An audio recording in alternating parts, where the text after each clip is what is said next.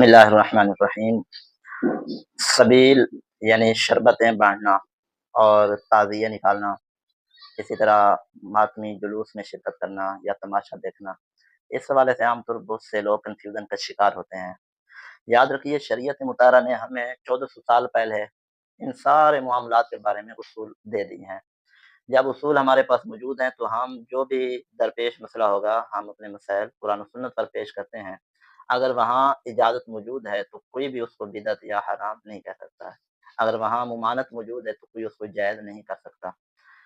और अब इसमें थोड़ी-सी मैं वज़ाहत कर देता हूँ। सवाल हुआ है कि 10 मुहर्रम हराम को बाद लोग कहते हैं कि हज़रत इमाम हुसैन रज़ियल्लाहु तआला अन्हु का विसाल और यौम शहादत है और तुम उसकी खुशी में सबीलें और शरबतें बाँटते हो।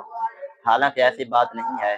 हम जो सबीलें बाँटते हैं, वो इस नियत से बाँटते हैं कि लोग बहुत से सफ़र पे होते हैं, थकावट का शिकार होते हैं, उनको पानी पिलाया जाए, तो ये पानी अफ़ज़ल सदक़ों में से एक सदका है। हम तो ये तरग़ीब देते हैं कि 10 मुहर्रम हराम से पहले भी और बाद में भी सबील का इत्माम किया जाए, 10 को भी किया जाए।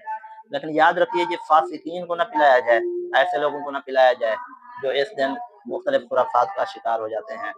बल्कि मसाजिद में, मदारिस में जो नमाज़ी हैं, उनको पिलाएँ ताकि इसका सवाब भी मिले और इसकी दुनिया आख़िरत में आपको फ़वाइद भी मिले। ख़ुसूसन जब उनको खिलाएँगे तो आपको नेकियाँ भी मिलेंगी और वो आपको दुआएँ भी देंगे।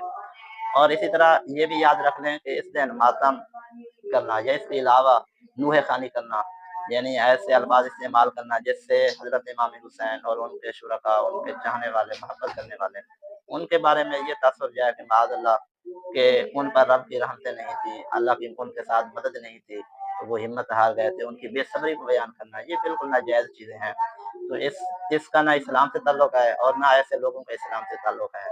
तो लिहाज़ा अहले सुन्नत व जमात के जितने भी ग़ुयूर मुसलमान हैं, उनको चाहिए कि इस दिन ऐसी कोई भी या प्रोग्राम में या ऐसे माहौल में शिरकत ना करें, जहाँ पे अल्लाह रसूल की नाफ़रमानी हो रही हो। हाँ, हज़रत इमाम हुसैन की महफ़िल सजाएँ, उनका ज़िक्र खैर करें, इंशाअल्लाह इसका सवाब मिलेगा।